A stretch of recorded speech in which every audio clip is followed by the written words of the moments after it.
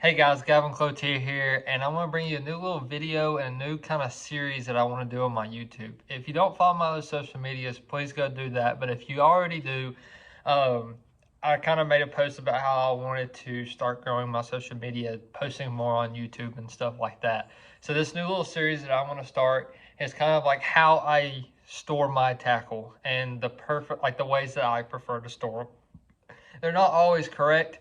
They might not always be the quickest, but it's the way I have found that I liked it. And some of them are new that I'm trying for this year and gonna see how it works. I just didn't like how I did it last year. But the first one I want to start out with, terminal tackle. As you can see right off the get-go, I got a label maker.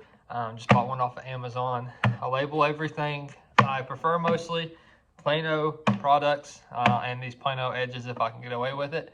But I'm going to try to show you how I store my tackle, my terminal tackle, and what I think is going to be really efficient. But I have everything labeled in these little bags. I take the back out. These are all Hayabusa hooks. So I'll take the label out of the back of it. And then something different that I did was I actually put them sideways in my container. A lot of people do this, and I don't like these flaps like that. So I turn them sideways, have it labeled on the side.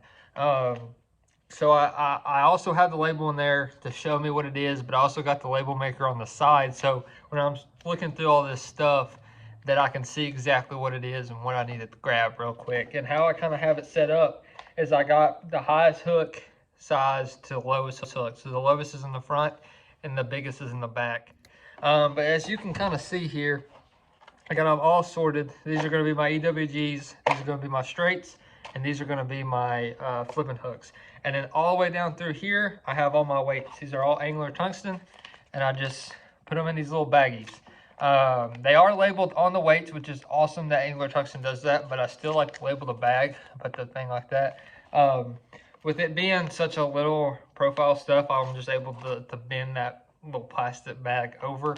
But I like to do this, and the biggest reason why I did this was last year I just do them in each compartment. So I had like this little compartment was 5/0, this little compartment 6/0, you know, down the line, and I liked it. It was easy, but I noticed that I was going through a lot of problem of if my bait wasn't dried out enough, it was rusting everything else on there.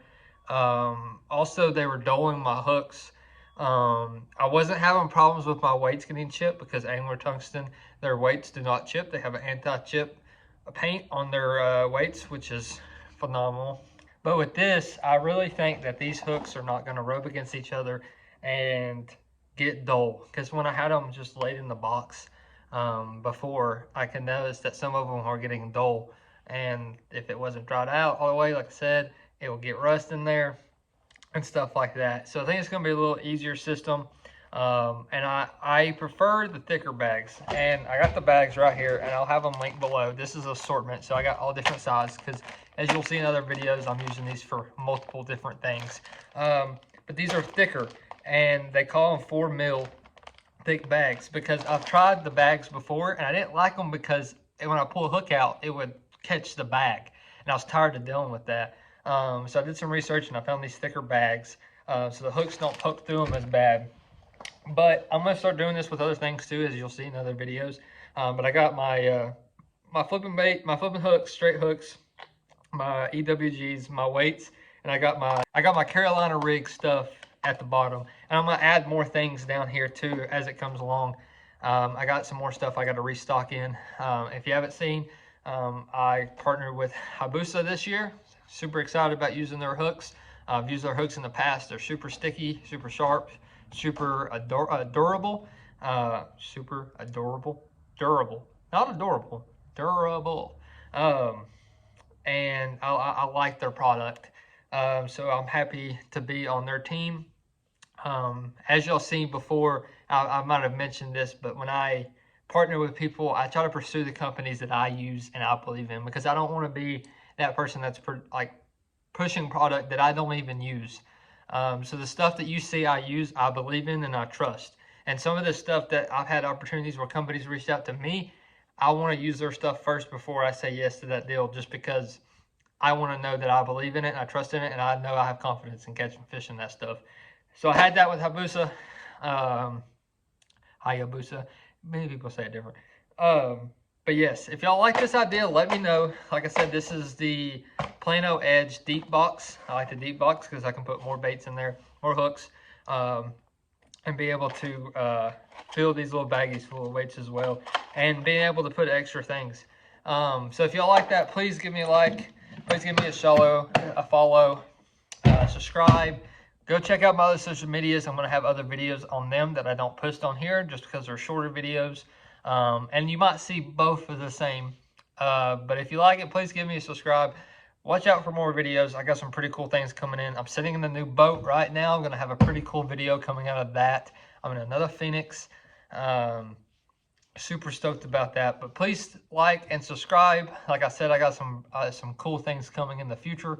Obviously, if cameras don't give me troubles like they did last year in the BFLs, because I wanted to make that's a whole rant, but I wanted to make a bunch of videos on the BFLs, but I had a bunch of camera issues. But y'all stay tuned for the next episode of how I store my tackle, because I know that's always a problem with people. Certain things are hard to store, and then there's certain things that's just everybody stores it the same way. I know I've seen some other videos. I just thought mine was a little unique with how I have them sideways like that. It takes up more space, but it's more organized, and everything looks more clean. But like I said, if you like the video, leave me a comment. If you have a bait that you want me to do ASAP of how I store, please comment, because I might miss some things, or I might store things that I thought was normal, but y'all don't think it's normal to store it that way. Or I think that's easy to store, but y'all might think it's hard to find something to store it in. Like I said, thank y'all for watching, and